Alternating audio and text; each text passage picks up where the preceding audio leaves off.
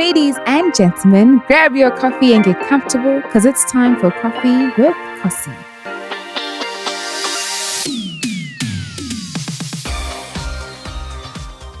Ladies and gentlemen, welcome to Coffee with Khosi. I'm your host, Khosi Twala, and we're glad to see you back yet again. Please do make sure that you subscribe. Today's guest is an incredible one. He's a TV host, a media consultant, or as he called himself, an entertainment commentator. Please do help me welcome Mphela. Or do you need me to call it? Kgopolo. I knew I was going to mess it up. Kgopolo. So it's, yes, but in Tswana, don't be calling me Skumbuzo. I'm very Tswana. I'm a Tswana boy from Northwest. So if you can't say Kgopolo, leave it. I would have never guessed that you're a Tswana boy. I don't know why people think that I'm closer. I honestly don't. I do not know. Like, honestly, like, I mean, a lot of people think that I'm closer. Maybe it's because a lot of my friends are closer anyway. It's because you're very outspoken and you say things when you shouldn't say. You know what? My first question, I just want to know.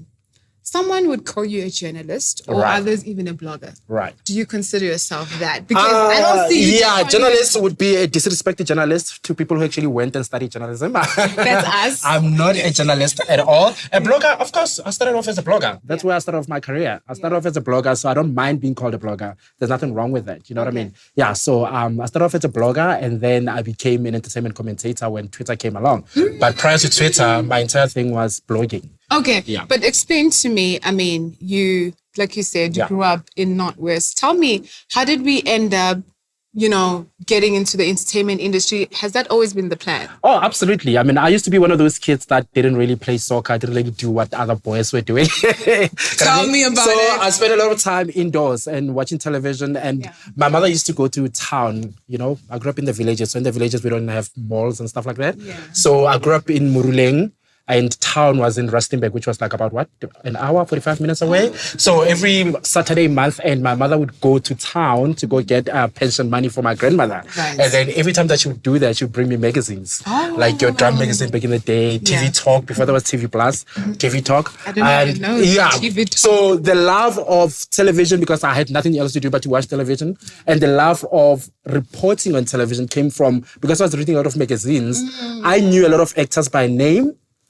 I knew a lot of information about. So every time you're schooling, then would, you know, talk about, I'll be like, oh yeah, so and so is doing this. Oh, then next month this is gonna be happening. So it came from that. And when I really got into understanding you can have a career on television without having to be a TV presenter on Simwenye S61, then I fell in love with what Ryan Seacrest and Juliana Rensik were doing. I was like, I want to do that so much. I never wanted to be a star.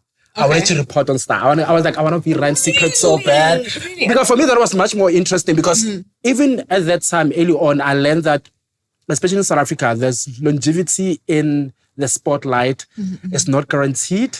And it's for a very, very, very few. Okay. You know? I want us to get into that. I'll continue. Yeah, so I was on some, what's the one thing that keeps you consistent in the business is to be the one who's telling people about these people. You know what I mean? No, and, you can't get old. There's always something to So I was like, I want to be right, because I saw even with Ryan Seacrest that, I mean, like, he was a known name, and I mean, back in the day of E, the proper E, right? So you had Ryan and Juliana Rensik, right? They were huge in Hollywood, but they were not the stars. So people would come and go, they would remain. For the longest time, I didn't know Ryan's face. I just knew of him and how sometimes he rescued a lot of celebrities in terms of being a publicist, that side of just taking care of the email. Yeah, so fast forward, so when I finished my matric, it was very clear that I wasn't going to be able to go to varsity because we didn't have the resources at home, right?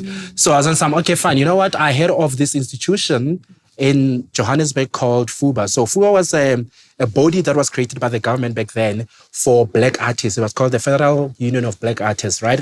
They were based in Newtown. So what they would do is that they would take people who wanted to study the arts, who were black, and, you know, train them. And we were trained by people who were within the industry already. Like people like Tina Mnumzana from The River was actually one of my lecturers there. Yeah, a lot of actors who were working there. So when I got to Johannesburg, because FUBA didn't have these fancy things that we do now, and there was no blogging or anything like that, I had to enroll in the drama class.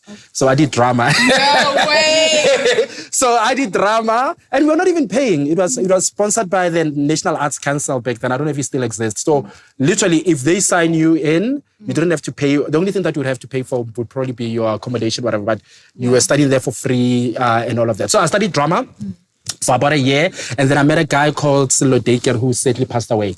An amazing writer. At the time, he was writing for Backstage. Backstage had just gone from Cape Town to Johannesburg. They just moved from Cape Town to Johannesburg. And then he introduced me to something. You're revealing Yeah, no, it's fine. I'm old, guys.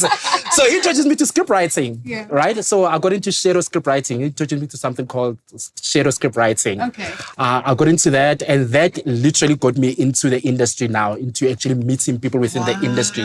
And then one day I was at the internet cafe because I didn't have a laptop or a computer, in my little room. So I had to go to the internet to actually write the script. So one day I wrote the script very fast and I still had time on my credit. And I went into the website called TVSA. And I saw people there talking about in the television industry. And I signed up. And next thing you know, with a week later, I'm back again and I started my own blog. And cut the story short, I was there for 3 years. Writing. Yeah. That's crazy. So, when you talk about how you got into it, it's such a long journey. Yeah. Someone might see your profile and think, oh, you just like an overnight work on Twitter. Like you got lucky on Twitter one day, you went viral and you gained all these Twitter, but it was a journey. It was a long journey. Like I was at TVSA, blogging at TVSA for 3 years before I started my own blog. Right. And on those 3 years, they were not even paying me, but I was building because how are you surviving in terms of finances? Yeah, I'm doing things. I mean, I worked at a video store in Linden at some point, a video rental store. I've worked there. I tried waitering, but I think I did that for like a day or two. That's not mentioned. I was like, nah, that's not for me. That never happened. Yeah, so I was doing other things, and the thing is that, early on, once I started my own blog, for instance, on Blogspot, right? Yeah. I always tell people this and they think, all right, I'm breaking or I'm joking. I was actually one of the very first influencers before there was a name influencer. You were because when I was blogging, I got paid by brands to blog about their campaigns, to blog about their new shows and stuff like that. So before it became a thing, before Instagram and Twitter, it became a thing that people influence, get paid to, I was already doing that with my blog. Okay, hold on, just a minute. I'm sure at that time it wasn't an actual thing. No. So now, were you approaching the brands? How were you making money off your website?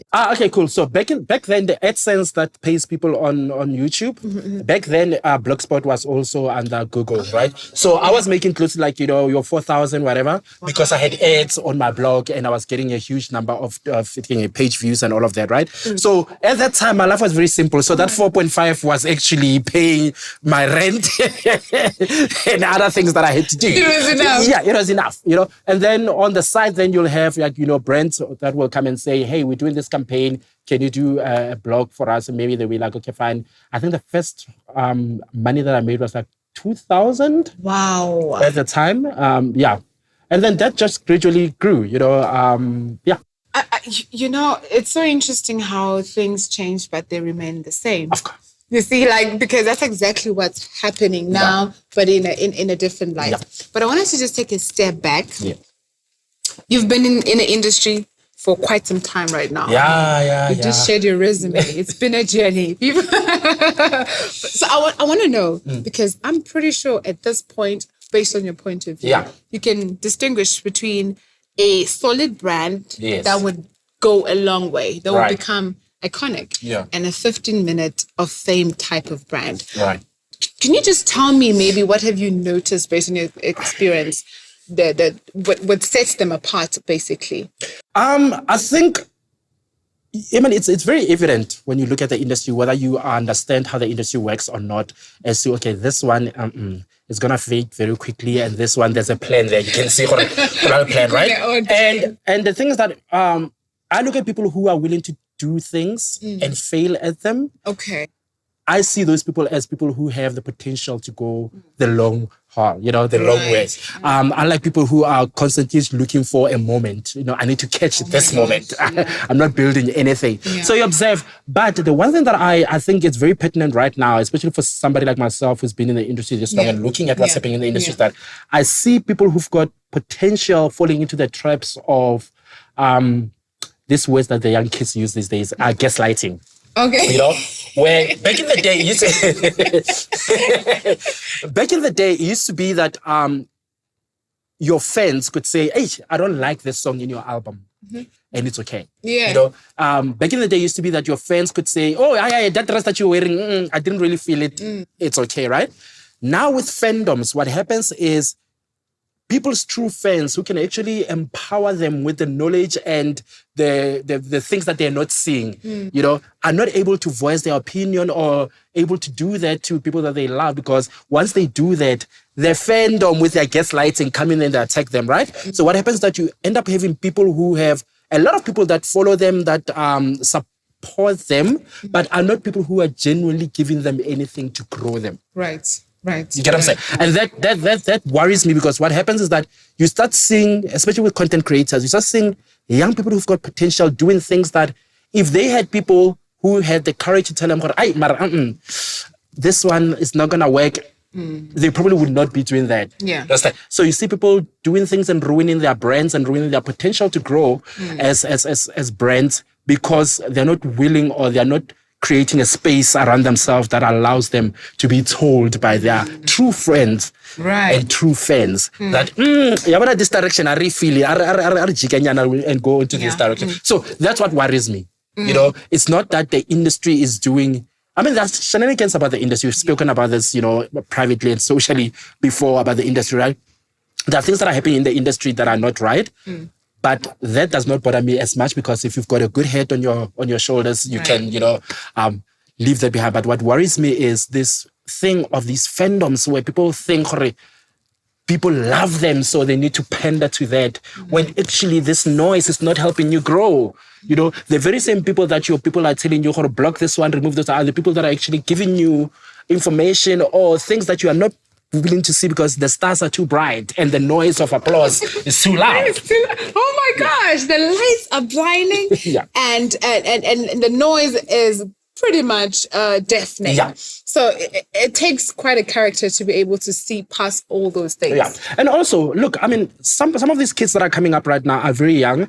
They blow up very quickly. So I do give a bit of grace sometimes, when people make mistakes like that. I'm like, they will learn. Hopefully they'll be around long enough to learn. Because sometimes also prohibiting people to experience the industry in an authentic way can also be detrimental to their growth. If you stop people from actually experiencing and making mistakes and saying things that they're not supposed to say, can sometimes be a problem. So sometimes you just watch and allow people, one of the things that I've actually personally stopped doing is giving people unsolicited advice. Yeah. I used to feel so obligated. I like this person so much. Now that you mentioned that, let me ask you this. There was an incident. Yes. And, I don't know if you loved the person so much, a public figure, right? Cool. And you were just expressing your opinion about how you thought they should have handled the situation. And that turned out to be, quite a thing. Because it happened a few years ago. But but at that time, it turned out to be quite a thing. When it comes to maybe people that want to do the same thing as you, you want to be a media consultant, you want to understand how far can you go as an entertainment commentator? Is there anything you would advise to just perhaps hold back on? You know what's interesting? If you and I had this conversation 5 years ago, what I would tell you then would be so completely different to what I'm about to say now. Tell me what you would have told me then, and tell me what you're going to tell me now. Okay, so what I would have told you back then is that do not pander.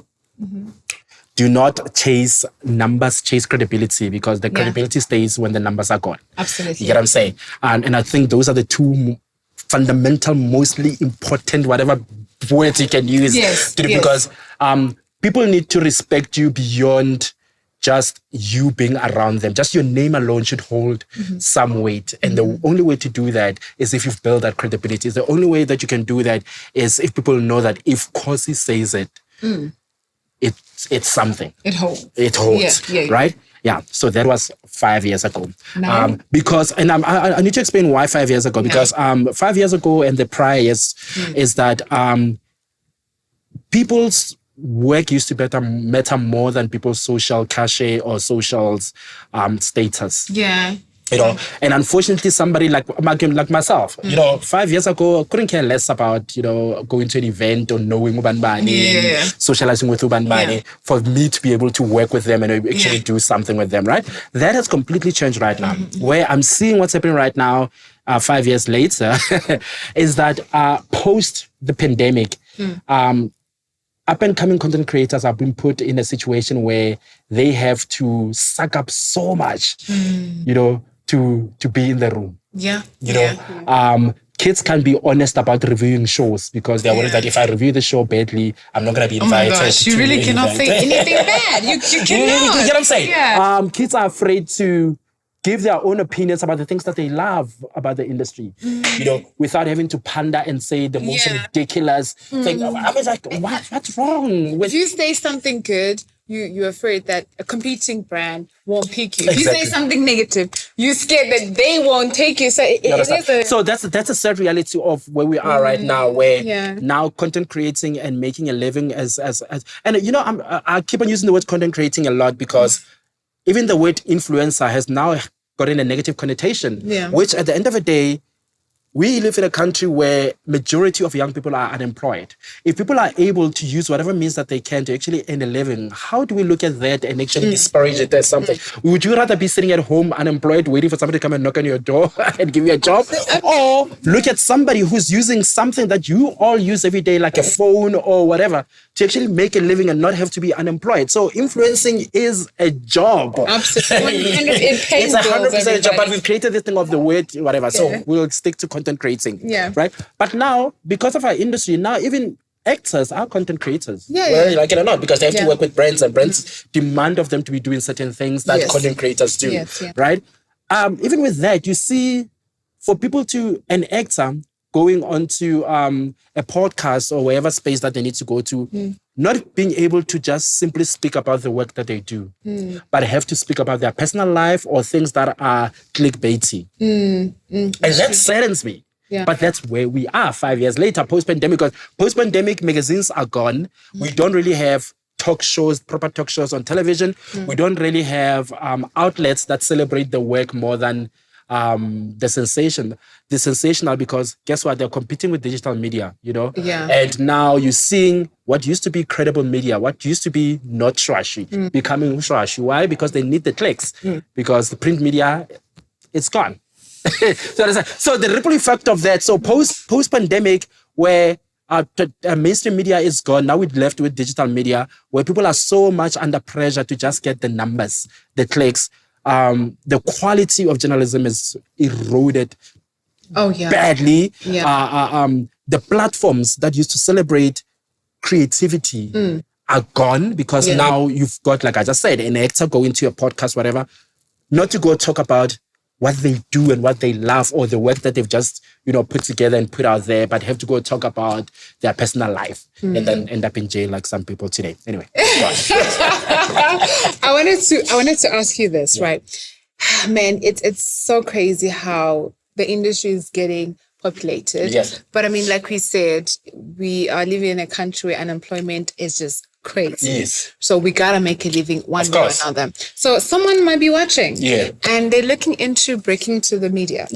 And they're looking at their options, and it's kind of hard to decide. As a media consultant, to somebody who's literally at 500 followers, and they want to break in the industry, whether they want to do content creating or maybe they want to be entertainment commentator like yourself. What advice would you give them? Where do they start gaining attraction?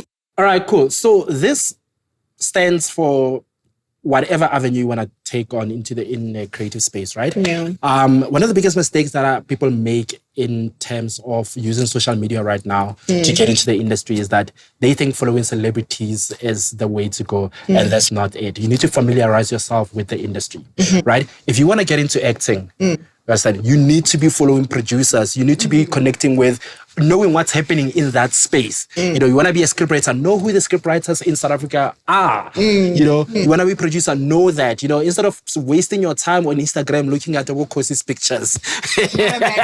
Not a bad thing. But I'm just saying, instead of just be sitting there commenting, you know, you want to be an actress, go to, you know, follow accounts like Actor Space. You know, familiarize with whatever trade that you want to get into within the industry. Familiarize yourself with that. Know how things work in that space, right? Yeah. The other thing is, I always say this to people, I'm not the most followed entertainment commentator, journalist, whatever you want to label me, it reports, whatever, I mean, you're quite followed though. I am. Look, I do have the number, but I'm not the most followed, right? But, I mean, sometimes you don't have to be the most. Yeah, but you've got some crazy numbers on Twitter. Yes, you know. But here's there's beyond that though. Yeah. Right? I've built a name and a credibility, and I always say, what people don't really realize, one of the things that I've got that a lot of people don't have that works in my favor, right, is that when I post something, especially on my Twitter page, right, when I post something, it doesn't stay there. Yeah. It goes everywhere. Right? I don't even follow you, Phil, but I always see your tweets. I never miss a tweet. So that's what we call cross-pollination of content. Right? So I post something, other blogs will pick it and say, Mphela posted this. YouTubers will be making videos about it saying, Mphela did this, right? Yeah. So what happens is that brands and companies that are working, whatever, they understand that, okay, fine. We are not just getting Phil's numbers. Through Phil, we're going to get Khosi's numbers. We're going to get that YouTuber's numbers when they actually do a video about what... You understand? And it's like that. So you need to be cognizant of things like that. But you wouldn't know that because if you're not engaging with people who are in the space, if you're not engaging with content that's in the space, you would not do that. You will assume that, oh, for me to actually be, I need to have like this many followers. I need to be doing crazy content that's going to get a lot of likes, whatever. What is, you don't realize that kind of content is not sustainable long term. People get tired of gimmicky content and gossip and all of that, right? It's for the moment. However, when you build a brand and a name, then you have something like this where even people who hate me, who don't care about me, and don't want to be seeing my content, they still see it on other people's platforms that they love through me. You get what I'm saying? So if you want to get into this, understand those kind of things, those kind of nuances and whatever. The other thing, find your niche and stick to it. So when you say that, what is your niche then? So that we understand. Okay, so think of Mphela, right, as a name and as a brand, right? If you understand and you know about it, you'll know that I don't do gossip. I don't do Khosi Jelano Banbani, Khosi Tampo Banbani. I don't do that. That's never been my content, right? And there's a reason for that because early on when I got into the business, we had things like Just Curious. We had the guy called Mika Stefano, you know, and we had Shoashi and all of that, right? Those were very gossip platforms, right? Goes back to what I say, find your niche. So as I'm coming up as a blogger with these established spaces, I was like, how am I going to fit in all of this? You know, I'm like, okay, but anyway, I'm not really interested in gossip anyway. I'm terrible at it. So let me be the guy that they go to get something different from this. They come to me to get information about actors, information about musicians, information about shows, and all of that, and that's it. Okay. So that immediately separated me from the Just Curious audience and my audience. And then there is a match somewhere because if people are tired of whatever, they're going to come here. If they're tired of this, they're going to come here. And we can both exist and have the same fan base. And, you get what I'm saying? That's the thing. And that's what I'm saying. Find your niche and stick to it. And that's exactly what I did. I don't do gossip because also gossip doesn't pay. Gossip gets very old very quickly. Yeah. Tell me, with the Twitter numbers and the payment, do they really pay? Oh, they do. Twitter is shitty. When it was, look, in the beginning, the money was kind of like good-ish, you know. Yeah. But now it's even worse, hey? Oh now, like, literally you'll get $40 for millions and millions of views. So it's like $40, like, what the hell? What? You know? Yeah, I don't understand people who are selling their souls and whatever for the money that... risking it all. Like, really? I mean, the money is ridiculous. ridiculous. I guess for you to be making like proper money, you should be making tweets that get maybe like 20 million. Right. And also the currency thing kills us. You get what I'm saying? Okay. The currency thing in South Africa, it kills us as well. But yeah, I'm telling you, Twitter is not worth, and I get good numbers on Twitter. It's really not worth you risking it all. But guess what? But also people forget sometimes it's not even about the money. Yeah. Some people just like those likes in jail allowed validates their day, validates whatever. So some people maybe are not really particularly chasing the money. So, but there's no money in Twitter. I hear you. Yeah. I hear you. Thank you for sharing that. I want to know now. Someone could just be watching and they now curious if I become part of the entertainment industry from your point of view, where I don't really want to be a star. I don't really want to be in front of the camera. I want to do what Phil does. Yeah. What way could they go about where they could actually make the money? Okay, so you have to start somewhere. Ngiti Emma blogging back then. Does it still make money now? Of course, but now on a different platform, obviously. Like for instance, on TikTok. Like no, TikTok does not pay creators money directly. Yeah. However, being on TikTok and being platform on TikTok can actually help you get work with other brands. Okay. And TikTok has a team there that actually helps content creators, be able to connect with brands and all of that, right? But now you have to start something. You get what I'm saying? You cannot just say, I'm a content creator, but you have not really created anything. So your account will start small, but if you're serious about it and actually treat it as work, I was treating my blog like I was getting paid when I was not even getting paid, making a single cent from it. Yeah. Why? Because I knew that I was building towards something, right? Like I told you earlier on, I was at TVSA, I was blogging for TVSA for 3 years, blogging for free. Like literally writing, and I was consistent about it. I promised every Monday, every whatever, there's gonna be an article from it, and I was putting it out. Yeah, I would go to events through them. I knew in the back of my head, my being there, it's me building connections and building my name, right? Yeah. So I would go there, would have to find ways of pay my way to get there, and when I eventually got a car, my petrol to get there and all of that. But I knew that I was investing in myself, and that's a conversation that we should also be having about invest in yourself when you are creative. Do you understand? Just as much as if like at home, in Makaya, whatever you are, and stuff like that, right? You want to be a business person and you're calling yourself an entrepreneur. You understand that you're going to need to have a capital to start your business. Whether it's a shop or whether it's that you want to do, right? Same as the entertainment industry. When you come into the entertainment industry in whatever capacity, you are an entrepreneur because you work for yourself. And what does that mean? That means that you need to invest in yourself so that you have the capital, whether it's a resource capital or social capital, whatever. You need to have something that you are very, very, very protective of and very, very passionate about, that that you can always go tap into to elevate. All right. So now tell me, what has been the fundamental changes? What are the fundamental changes that you've seen taking place in the media, especially with the easy access, given at the moment? I think media's gotten more visual. Yeah. Is that good or bad? It's good. It's good. I love it because, look, people don't read. People can't even read my tweets anymore. And a lot of the time it's like a very short tweet. The attention span these days is gone. So it's going to video. That's why I'm much more on TikTok now than I am on Twitter this year because... Wait, Phil, so what do you do on TikTok? The same thing that I do on Twitter. I just do it in a video form. Really?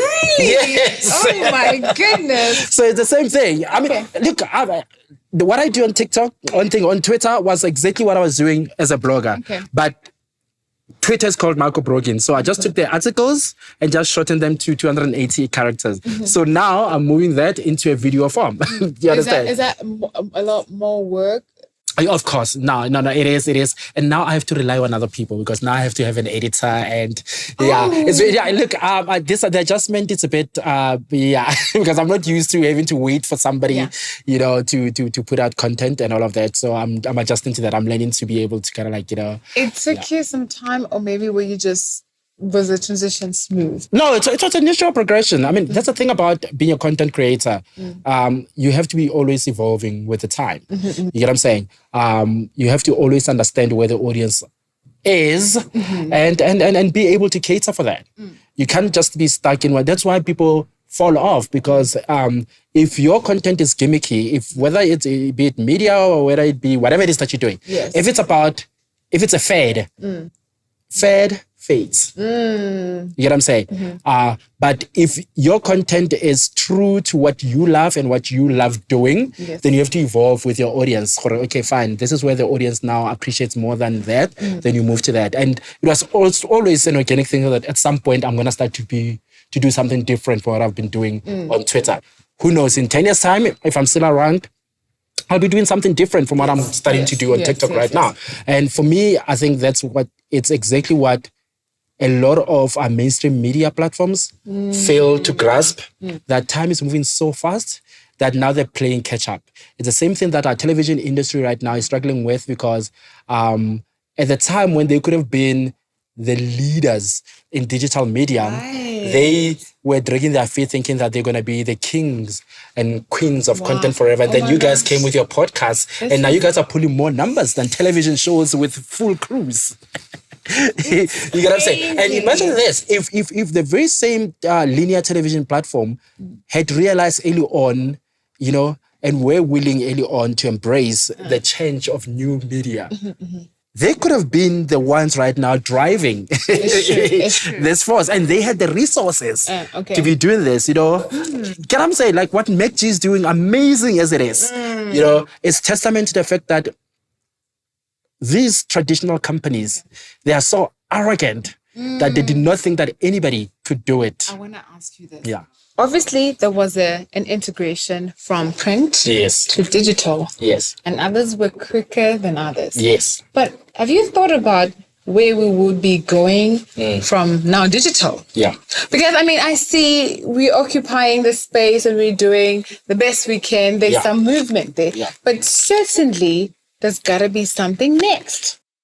But also, South Africa is a very unique country. Yeah. It's a very unique country in that what is popular globally as a trend, in South Africa, might not hit the same way, or it takes a bit of time to get there. Like, look at how trash TV now is the big thing, when globally it's actually dying down. Nobody cares about TLC anymore. We are starting to embrace that kind of content. So guilty. You get what I'm saying? So in terms of media, look, there's a huge market out there that will never be able to afford the internet, or not want to sit down and actually consume content via the digital medium, right? And it's a huge. If you think of our population in South Africa and you think of access to internet in South Africa, that gives you the numbers of what a potential money, market is out there. But unfortunately,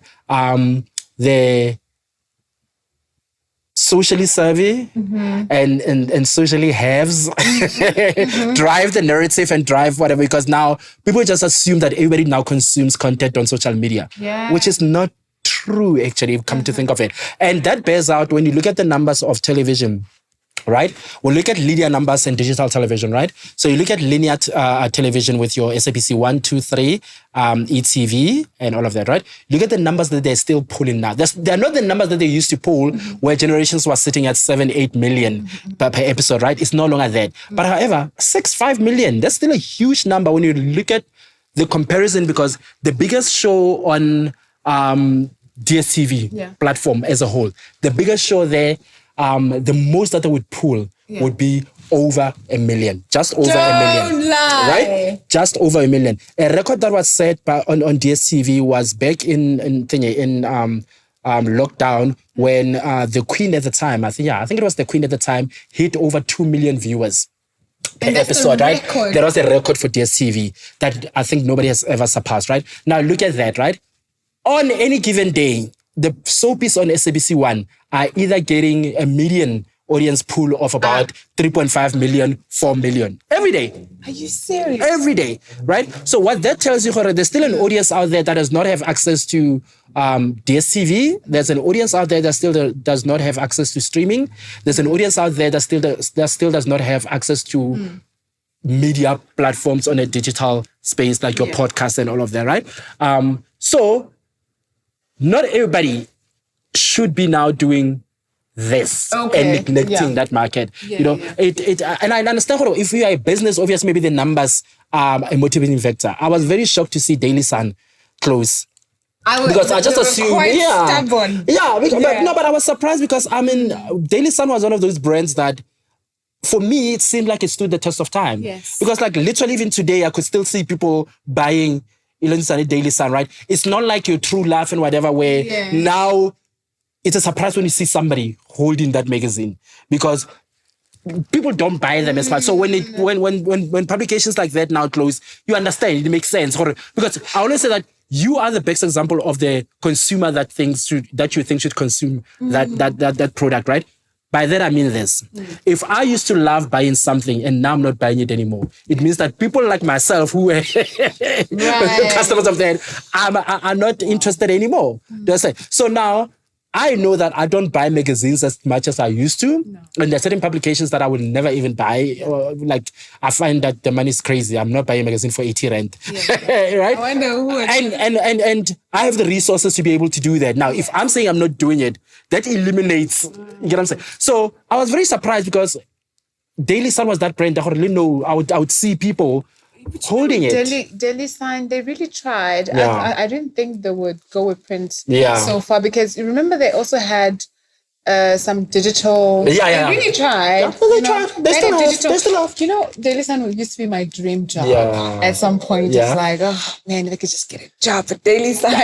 So when I saw that they're closing, it was bittersweet. It really was. But I want us to move now to radio. What are the numbers on radio? Is it doing better than TV? Yes, but not all radio. I mean, remember radio is segmented as well, right? You know, there's community.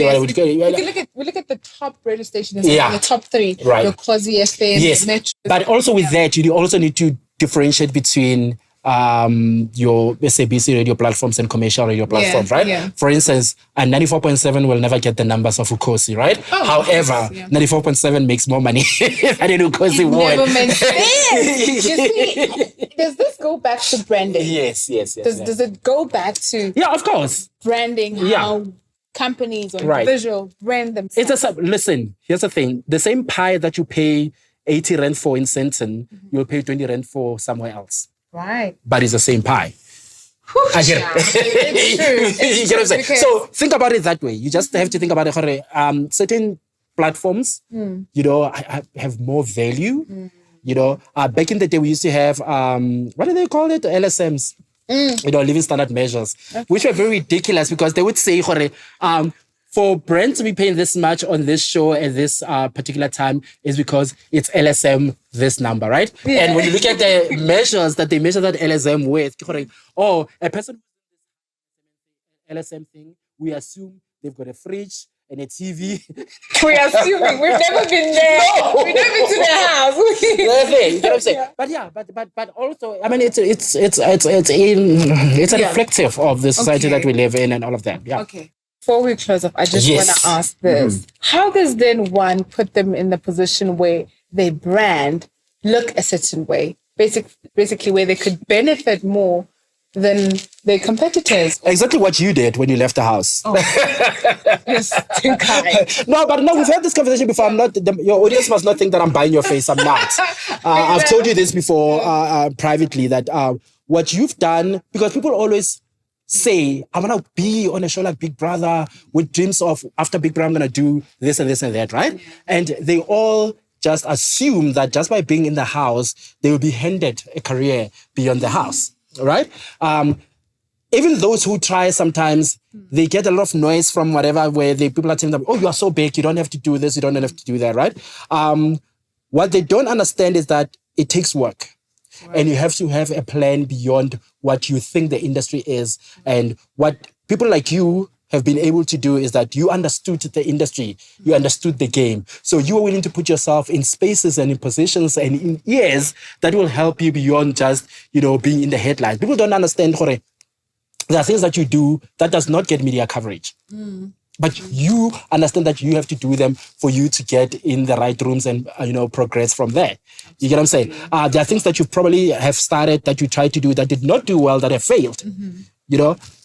you had to go through that so that you can learn and progress to another thing. There are people that you've worked with in the industry that you probably would never ever work with, but through those relationships, you've learned. Industry, people will promise you heaven and earth. People will tell you, I can do this for you and do that for you, when they can't, because everybody in the industry is living off of titles. Everybody in the industry is living off of over-promising but under-delivering. Absolutely. I remember you once said to me, because it was just, I was telling you about someone that's like, they're so amazing because they're so good at interacting and building bridges and networking. I just wish I had that. And I remember you said, well, that's really useless because what's the point of you just networking? Yeah. You just got to pick a certain caliber of people that are actually, can actually open decision makers, basically. Remember what I said to you, if you go to an event and you leave that event without even talk to the brand manager or whoever the money of the event is, it was a wasted event. It was a wasted outfit, a wasted petrol. I remember. So I was like, wow. So instead of going to an event and thinking, I'm going there, I got a network. Yeah, and your network is sitting with celebrities, people who want the same thing that you do.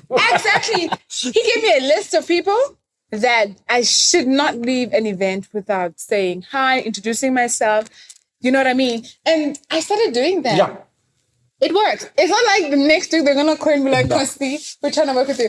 But you know what? They kind of look. You know when you're busy and you kind of look at the person like, okay, they remember you. Yeah. You know, because not everyone tends to do that because people feel important that they've been invited. Yeah.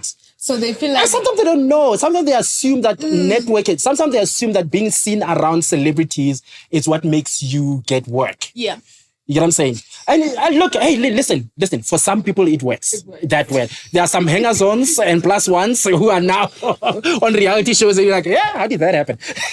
Look, sometimes it works. But for the most part, if you are going to be at an event or if you're going to be in the social circles of the industry and you are just around people who are looking for the same thing that you're looking for, then how is that benefiting you?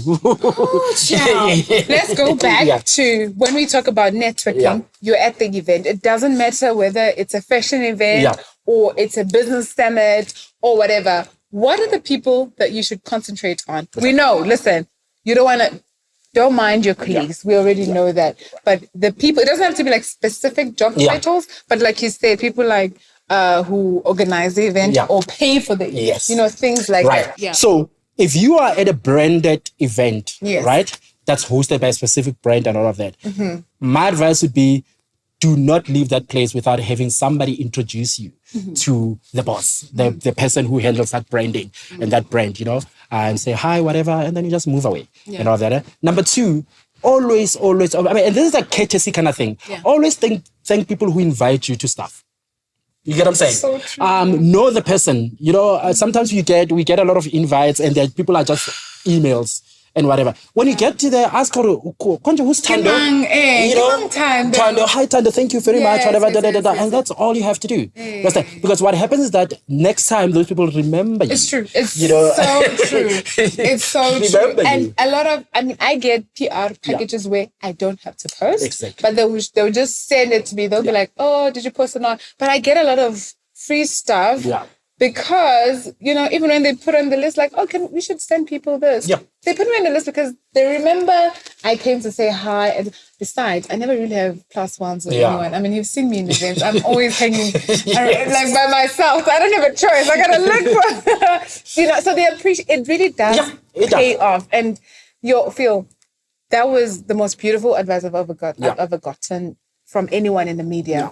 And it has taken me in places. It has opened doors for me. So I'm so glad that you have shared this. I had one more question before I let you go. In terms of now you're approaching these people, right, at events, how do you then, how do you approach them? How do you carry yourself towards them? Are you then like sharing your business cards with them? Or because it's kind of, you know what I noticed with myself? I'll have someone introduce me, but I won't take advantage of that moment. You're right. And you shouldn't. So I'll be sort of like shy. It's sort of, you know, I'm not taking the opportunity, like, you know, because you gotta, you know, you gotta look them in the eyes like, I'm Khosi Twala. So nice to meet you. Yes. But I could feel myself just shrinking, which I think sometimes when I get home, Yeah. it makes the other person think maybe I'm not interested. No.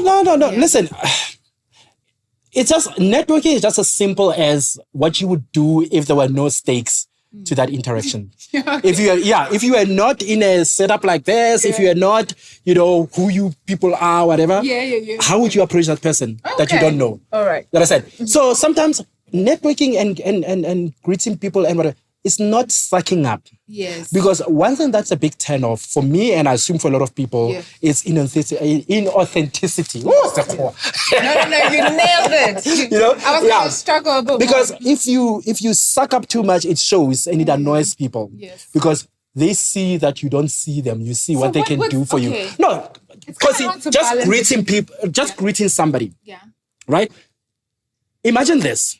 If you've ever greeted somebody with good intention, just simply because you just wanted to greet them and they gave you a bad vibe, right? Yeah. It never bothers you. Why? Because it came from, I was just greeting you. I didn't want anything from you, right? Okay. If you wanted something from that person, maybe validation, this person has to know me. Let's just be honest. If you greet somebody that probably maybe you want them or maybe you assume that they know you and they give you whatever, it bothers you a little bit when they are nasty towards you, right? Why does it bother you? Because you had a stake in that interaction, right? So remove that. Yeah. Whether you know who you're meeting this person because you want them to know your name, but be authentic about it. Don't be fake. Don't oversell the moment for what it is not. Right? You let it guide you. Even the interaction, the contacts, whatever. There are certain people like, oh my God, for the longest time I knew Anele and I didn't even have Anele's number. Yeah. I always communicated with Anele through other people, PA, whatever, blah, blah, blah. Until it got to a certain point where I had her number. But it's like that. You don't need to be too familiar with people for them to be an asset in your life. Right. You get what I'm saying? Here's another thing that you don't know. There are certain people out there that you've never spoken to that are recommending you for things and you don't even know. It's true. Like, I mean, I know you, but I saw you recommending me for something. And they were kind of like, I don't know. Yeah. But all I know is that they reached out to me and I was kind of like, what? I didn't have to audition. Well, maybe I did have to audition. But they reached out to me out of nowhere. And they're like, hey, there's this opening and we don't know if you'd be interested. And I had just a day before. So a tweet where you said something, so it's true. Yeah, so you don't know who's talking about you. And it goes both ways, like even with these nasty people in the business. Yeah. These people who are nasty on social media, nasty in person, whatever. Yeah. You don't know who's talking about you in the room. And the other thing is our industry is very small, right? It's very small in that everybody knows everybody. Everybody is recommending everybody. That's why people talk about gatekeeping a lot. But also people want to work with people that they can get along with because it saves money, number one. And it makes things go. No one is nobody's not trying to hire somebody who's difficult, who's going to be a pain in there, whatever. You get what I'm saying? So it's like that. So going back to your point, just to highlight it and put that pin on it is, networking is important. However, even within that networking thing, be authentic, and if you're authentic to the moment, then if the moment and then the other person offers number, whatever, then if it's authentic and organic, then that will happen. But if just because you did not exchange numbers with that person or that person did not ask for your number, does not mean that person doesn't see you. Right. It does not that person might not, give you an opportunity later on, whatever. But if you go to an event, thank people who invited you. Make sure that you know, even if you don't get to meet them, right? Make sure that you know there's the brand manager of this brand, And if we're not shy like yourself, just whoever invited you, sure, can you just introduce me to that lady? That actually it's even better because it breaks the ice. And then that will be a worthwhile event to have attended. Absolutely. Not the you can go home. Not the red carpet, not the pictures, everyone. I had such a great time with you, and you've given some great advice, and I even learned, I hope you did too. So I just want to say thank you so much for your time. We know there's going to be people who are going to take these advice and just strive with them. Someday we'll hear that, Phil once said, and that's how I made it here. With that being said, ladies and gentlemen, thank you so much for tuning in right here on Khoffee with Khosi. Please make sure that you drop a comment, like, and even a subscribe. We love you so much. Until next time. Yeah.